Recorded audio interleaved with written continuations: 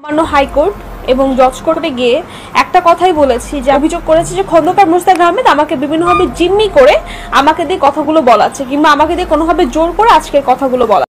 আসসালামু আলাইকুম প্রিয় বন্ধুরা খন্দকার মুস্তাক ও তিশার পাহাড় ও সাগরের মিলনময়ী এক জুটির কথা তো আপনারা সবাই জানেন, যেখানে হয়েছে এক যুগের চাইতেও কিছু অধিক বছর বয়স কম ও বেশির এক মিলনময়ী জুটি। তাদের দাম্পত্য জীবনে বয়সের এত ব্যবধান দেখে বাংলাদেশের কোনো একটি চ্যানেল ছাড়েনি তাকে ট্রোল করতে।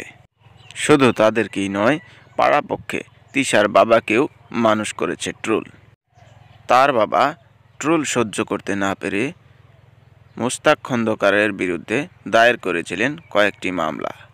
কথায় বলে, রাইত যখন নিজের আঙুল ঝাঁকি দেয় তখন নদী বয়ে যায়। অবশেষে যা ঘটার তাই হলো।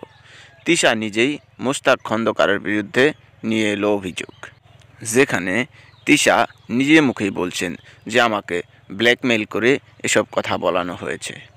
বন্ধুরা, আমরা সবাই জানি হাজার কোটি টাকা থাকলেও কোনো এক এত কম বয়সী নারী এত বৃদ্ধ ব্যক্তিকে পছন্দ করেন না। তবে তিশা কী করে পছন্দ করলো, আসুন সবাই মিলে তাদের মুখের কিছু ভাষ্য শুনে আসি। মহামান্য হাইকোর্ট এবং জজ কোর্টে গিয়ে একটা কথাই বলেছি যে অভিযোগ করেছে যে খন্দকার মুস্তাক আহমেদ আমাকে বিভিন্নভাবে জিম্মি করে আমাকে দিয়ে কথাগুলো বলাচ্ছে কিংবা আমাকে দিয়ে কোনোভাবে জোর করে আজকের কথাগুলো বলাচ্ছে। নারী ও শিশু আদালত দমন, আমি এই কোর্টে যে আমার কথাটা বলেছিলাম যে আমার মুস্তাকও যেটা বলেছে নিরাপত্তা নয় ভুগছেন।